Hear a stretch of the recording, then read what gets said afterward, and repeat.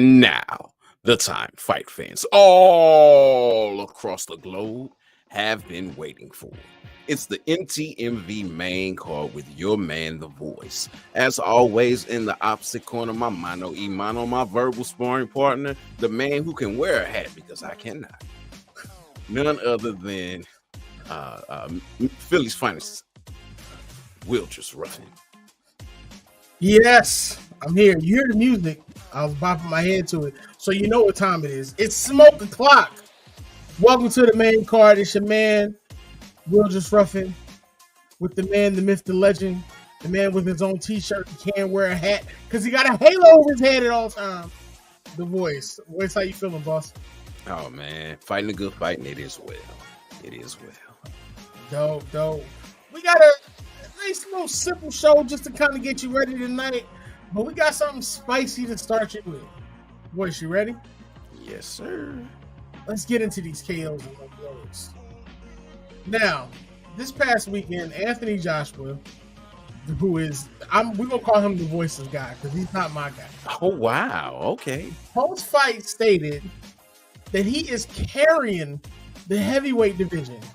And Eddie Hearn doubled down on that during their press conference when he stated, right now, Anthony Joshua is carrying the heavyweight division. Meanwhile, Tyson Fury is out fighting MMA fighters and doing things other than being champ. His words, not mine.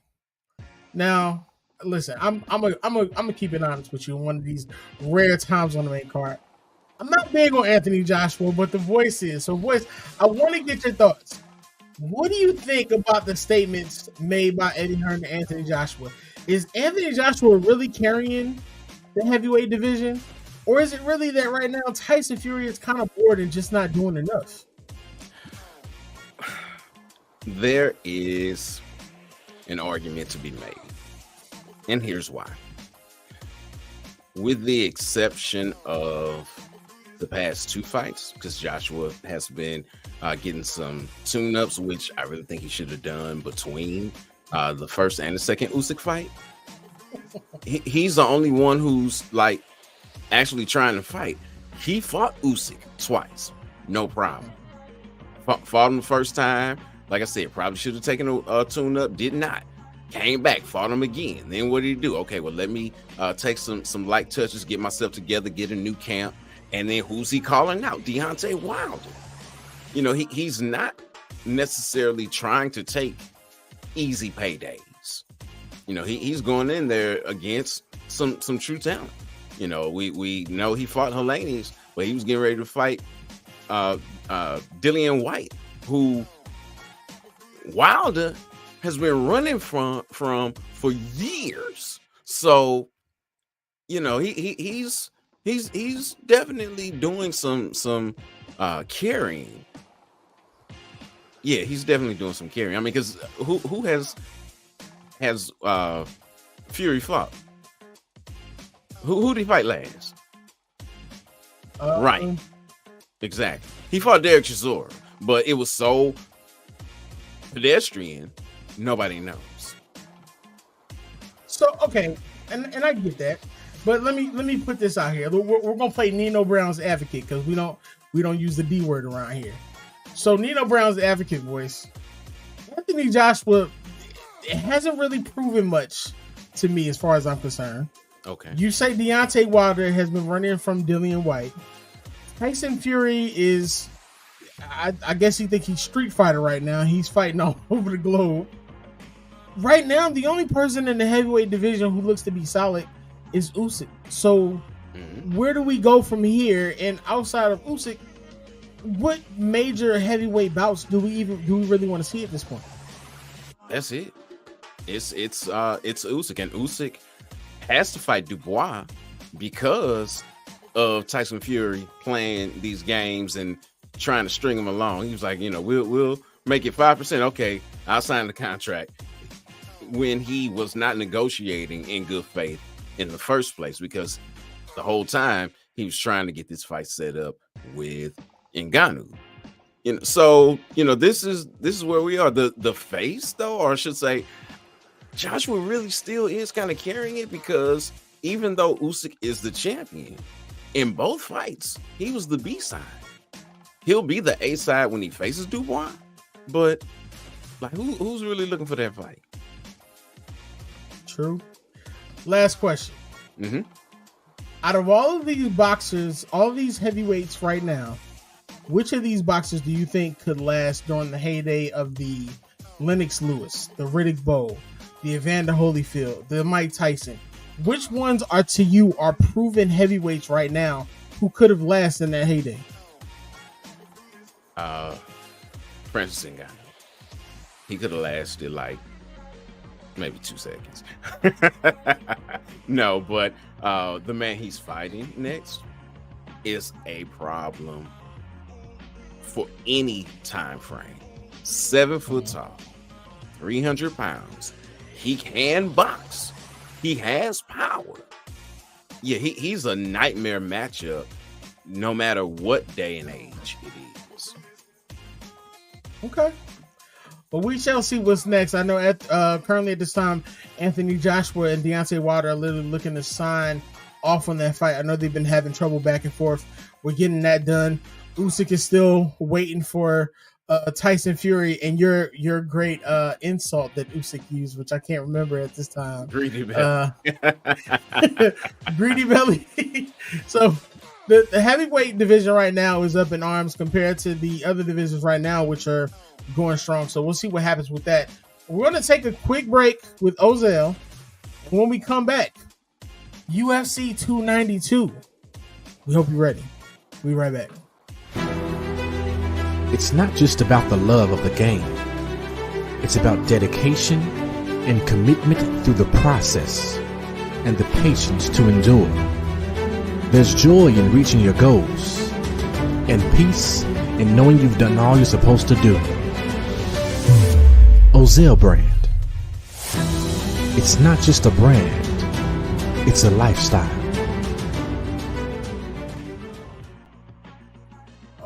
Awesome. Shout out to Texas Southern. We see you up in here, homie. Yeah, what's going on, Craig?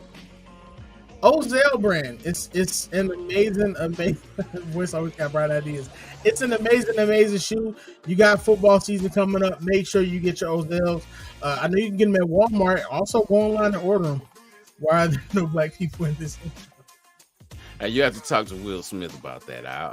I would definitely bring that up to him. Awesome. Let's get into it now, voice. Win, lose, or draw, there's a 99% chance that UFC 292 may be the last time that we see Aljamain Sterling in a bantamweight title fight.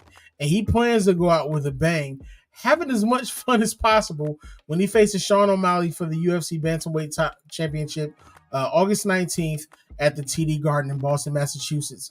Now, coming up on his 4th title defense, at 34, Sterling recently spoke of the difficulties of cutting weight, stating recently, it's mirror-ups time, man. And the second part of that is, I'm a little bit over cutting weight. This much weight, actually. I walk around 165, 170, and I think I could hold that frame relatively better. And I think my conditioning and everything could actually go up a little bit more, back to when I was younger. Now, this is when I was actually cutting less. I'm 34 now, so I just want to get ahead of it before it gets ahead of me. Now, Sterling, like I said, is wanting to have fun. He has a $100 bet with O'Malley over who shoots the first takedown and about that he actually hopes to get over with quickly, considering, number one, the turnaround time from his last bout, which was 2 months, and the fact that he wasn't even really given a choice, considering he found out about the bout via the media. Now, Sterling stated that due to what he calls O'Malley's Dana White privilege, I want to smash the guy's face. I want him to pay for everything that he said, all the trash talk, all the Dana White privilege. I ain't having none of that, and I can't wait to take it out on him. Now, my prediction, I think 2nd round TKO, Sterling said. But if he gives me his neck, and he's got that little daddy long neck out there, so if he leaves it out there, I'm going to strangle his... No, I'm not saying that. Now, he's hoping with the win to have the opportunity to challenge Alexander Volkanovski for the featherweight title while still holding on to the bantamweight belt one last time. So it'll be one of those rare times where it'll be a champ title win if possible. Now, for O'Malley, there isn't much to it besides what he spoke into existence. So he said, I've been talking about this for a long time, even when I was back on the Contender Series in 17. I said I was going to be a star, and that I was going to be a pay-per-view star, and that I was going to be champion. 6 years later, here we are. And I don't think it's going to be as easy for him to take me down as he thinks. He's underestimating my speed, and I have a plan to become champion. Whew, it's a lot of spicy talk on both sides. So, Voice, what are your thoughts on Sterling's statements about moving up to featherweight and away from bantamweight finally? And what are your thoughts on O'Malley, who literally sounds like he's coming into this just guaranteed like he's going to win? Okay. Well, I want you to come back to that second one because I don't want to forget about it. But as far as what I think about the fight in and of itself, first, I think that this card is a sneaky good card.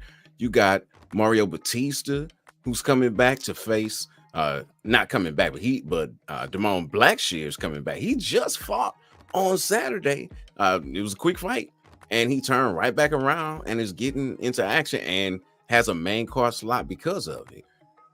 You got the Iron Man of the welterweight division in Neil Magny, who's sliding in on short notice too to face up and coming Ian Machado Gary. You got Chito Vera, the man who handed Sugar Sean his only defeat, taking on Pedro Munoz. And then you had a fight that we're all here to see. Sterling versus O'Malley. It's so interesting because Dana did move heaven and earth to get this done for a couple of reasons. One, he needed a main event. He needed a title fight for this card in Boston. He loves Boston. He spent time there. And yeah, he really kind of made himself in Boston.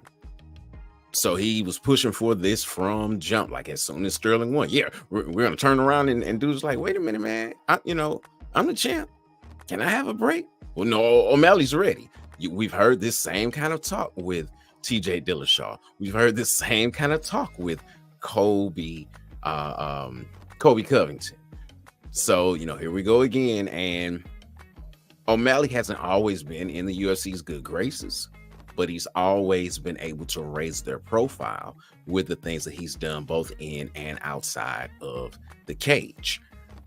As far as how it's going to go down, well, number one, Aljo will have like the second longest winning streak of active champions, or not even active champions. He'll have the second longest winning streak going if he wins this fight. And like you said, he's looking to move out so that Marab, his boy, who's got 9 wins himself, can slide in and get that belt. He definitely is looking to take it to the ground, or at least O'Malley thinks he's looking to take it to the ground. Like, yeah, I had a quote, he was like, my whole thing is to keep it standing. I got to keep it standing. That's it. Live or die. I got to keep it standing. So he's given his game plan. He is going to do everything he can to keep it standing. Out $100 bet. That's you gonna spend more than that at dinner. If I was Aljo, I'd shoot immediately. Because if all you're worried about is me shooting, then okay, let me give you what you're worried about. Let me shoot in and keep all your focus there so I can do what I need to do, because he's definitely the better grappler, even though O'Malley trains at the MMA lab with people like Benson Henderson and a number of other high-level grapplers. And, he's got some jiu-jitsu, but obviously that strength is more so Sterling's than O'Malley. So O'Malley is a knockout artist, and that's what he's going to be looking to do. Now, I know you stated, one of the things that you stated recently also was about the short time with the fight. That's one thing that Sterling has always talked about with UFC, is that he feels like the brass is literally against him on a constant basis. And when you look at some of the turnarounds and some of the quickness of these fights that they're putting him in, and he's still coming out on top, it says a lot. Now, you spoke about Sean O'Malley.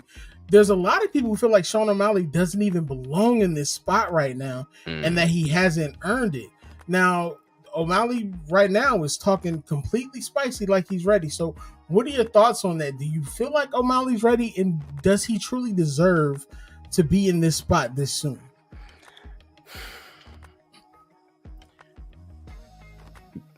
What someone deserves and what they're able to get, two different things. You know, you get what you can get. It's very rarely about what you deserve. Rarely do you get the things that you actually deserve. So I'm not really going to speak on that as much as his capabilities and being in the fight. He's here off of a gift.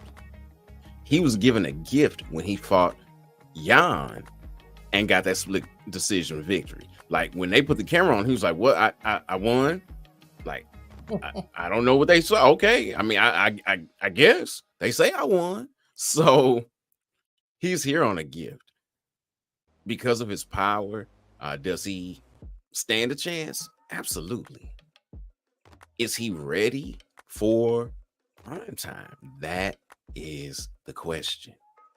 Is he really ready for that spotlight? Is he really ready for it? This is something he's been groomed for since the Dana White Contender Series. I mean, nobody else went back and sat and talked with Snoop and my man Uriah Faber after their fights, but Sean did, and they've been hyping him up. So, we'll see if this is his time or not. I'm not saying that he will never be champion. I just don't know that this is his time to be that. Definitely interesting thoughts there. I know we're going to be looking forward to it. Now, Sterling's coming into this. He's riding a 9-fight win streak. His last loss coming back in 2017. And O'Malley himself, he's actually 4-5 in his last 5 fights. And this is actually his first championship opportunity. So that's actually going to be a great cherry on top. And I just thought of something else. Not only is this his first championship opportunity, I don't believe he's ever headlined a card before. Definitely not. Yeah, I checked. He hasn't. Yeah, that's very interesting. We'll see how he deals with this pressure. So, okay, because now you're sparking more questions from me. So, if O'Malley loses, do we say that he loses because he wasn't ready for the opportunity? Or do we say that he loses because Sterling was just that much better in the octagon? The narrative will be the former, not the latter. It'll be because, he wasn't ready for the spotlight. He wasn't ready for, he's too young for it.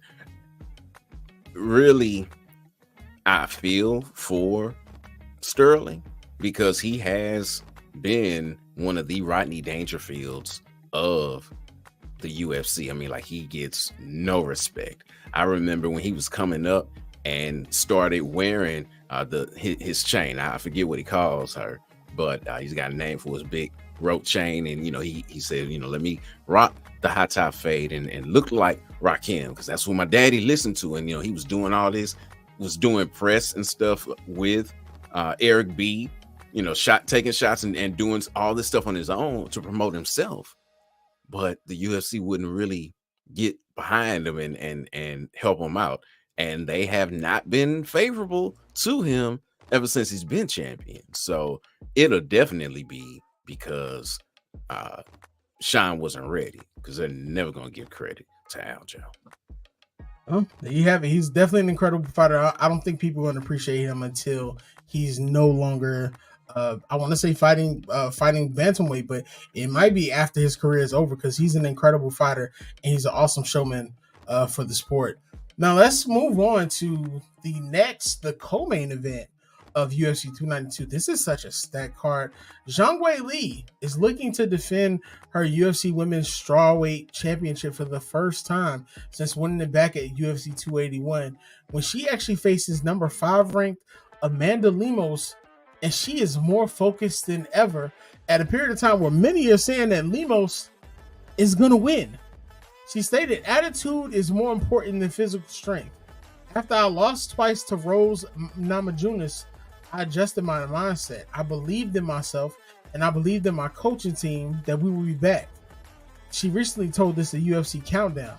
Now, she's actually relocated in order to live and train Bang Tao Muay Thai, something that she says has helped her to be successful, but has also made her homesick in the process to remain champ. Now, she has stated herself that she's more likely at the ending of her career. She said, "I can stay focused here. Life is simple. It's nothing but eating, sleeping, and training." So, Voice, I mean, since, she's bounced back from both of those losses, and she's come out and she's won both of her wins in commanding order. What do you think about her most recent, about Zhang Weili's most recent statements? And I'll ask the next question, but what do you think about her most recent statements about her training and her focus now? I think it says a lot regarding who she is, because losing to Rose, I mean, that's not a knock on anyone, because Rose is absolutely phenomenal. And when she's on her game, she's nearly unstoppable.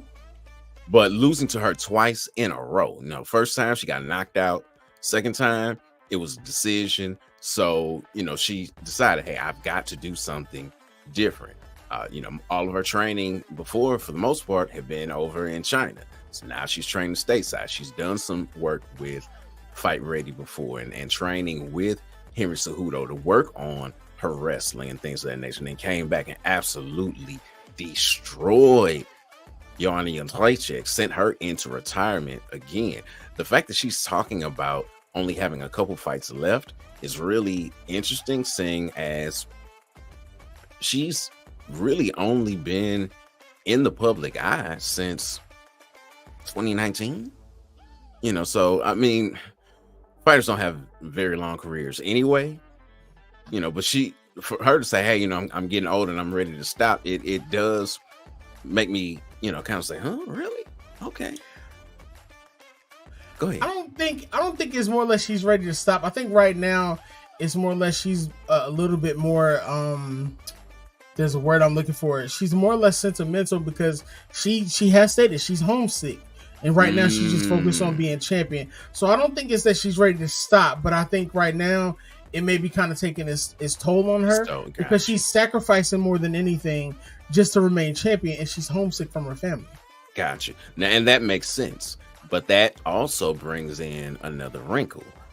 She has been the poster child for Chinese MMA, first Chinese MMA champion. And what's been bandied about is that if she's successful, that she'll face, and her name escapes me right now, but there's another strawweight from China, who is on the rise, and that it's being talked about them fighting one another. That would be phenomenal, so carrying that weight and then actually, kind of being able to fight at home and things of that nature, that's really what is on the line. And Lemos is looking to play spoiler, to all that. She's looking to bring the belt back to Brazil. When Zhang won the belt, she won it off of Brazilian Andrade, and she's looking to, bring things back for them. And this will be such a redemption story for Lemos, as she had a 2-year suspension for steroids. So for you to be out of the game for 2 years of steroids, come back and fight for the title, because she just lost like 2 fights ago. Mm-hmm. So you lose 2 fights ago, you have a chance to fight for the title, you win and overcome all those odds. Oh, that's a 30 for 30. That's a Hallmark movie. That's a something. Well, I think it's a lot to think about here, because like you said, Lemos has a great opportunity. When you look at what Zhang is actually doing, actually out of the ring, it's incredible. Like in 2020, she became the brand ambassador for Estee Lauder in China. Like, she's the face of the makeup line. She's appeared in commercials for Audi. So she's a global brand ambassador right now. So no matter what she does, I mean, she's been fighting since 2013, I believe.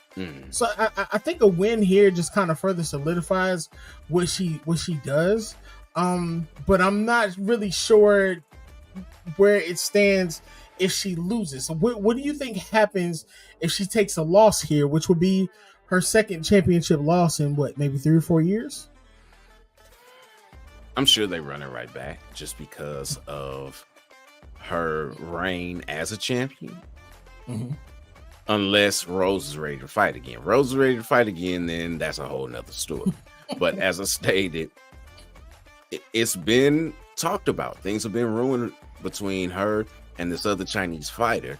And I really believe that's what the UFC wants to do. If they can't do it in China, then, maybe doing it in Singapore or somewhere of that nature. But that's really kind of what everything looks like it's pointing towards. So I could see her fighting again. But with what you said about her being homesick, for her, this may be it. This may be the last answer. She loses. She's like, hey, look, I lost. I already got this other stuff going on. I want to be at home. I'm done. Definitely an incredible career. Hopefully it's not the end of it. UFC 292 is going to be a great card. It's of note that Amanda Lemos is 7-1 in her last 8, while we already stated that Zhang Weili is 2-2 in her last 4, but both those losses are coming to Rose. So there's definitely nothing to frown home about, because one of those wins was a championship win. So definitely make sure you tune in. That's going to be August 19th. That's going to be live from Boston, Massachusetts. Voice is going to be Garden, baby. Got to get it right. The Garden.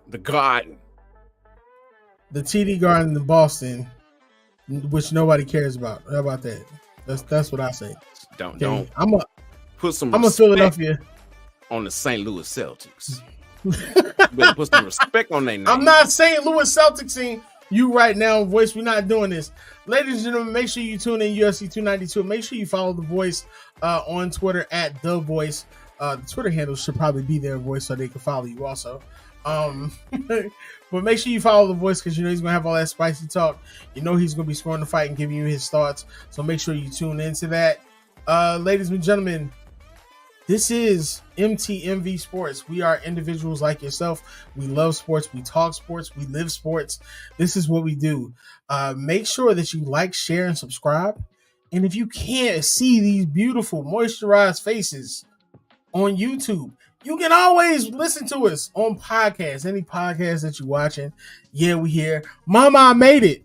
I'm here, Mama. I'm all up on the podcast. Make sure you also check out our website, mtmvpn.com. Get to know some of our talent on the site. Get to know some of the other shows on the site. Not the same podcast. The V Report. I hate doing this because I'm always missing something, but you get the gist. And make sure you buy yourself some merchandise while you're at it, and check out some of the articles. We have everything that you want. We're coming for your ESPN. I ain't supposed to say it, but we're coming for ESPN. Okay? So make sure that you like, share, and subscribe. Make sure that you share this with your friends. Voice, give us your last words, boss.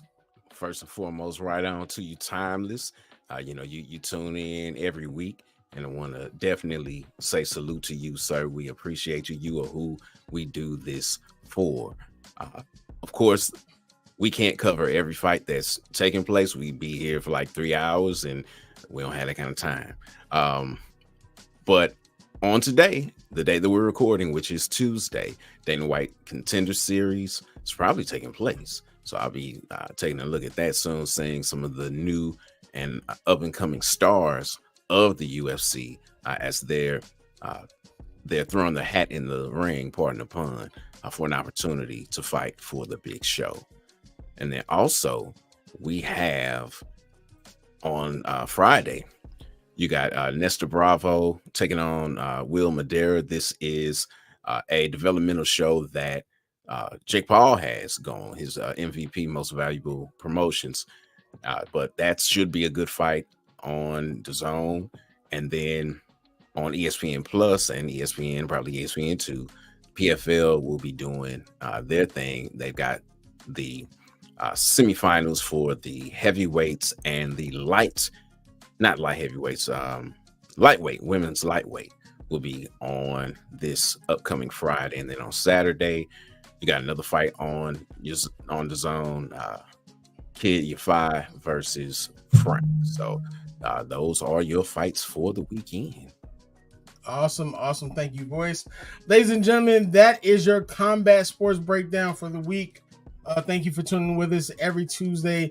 7:15 is smoke o'clock, but we had to get ready for y'all. We had to make sure we look pretty and all that. Well, make sure you anytime we come on, it's smoke o'clock. So just be ready for the smoke. I'm not agreeing with that. 7:15 is smoke o'clock. It's smoke o'clock at 7:30. But y'all gonna be here with us. You know what I mean? So come on, you got us. Voice, give us. Voice, take us out. Until next time, fight the good fight, everyone.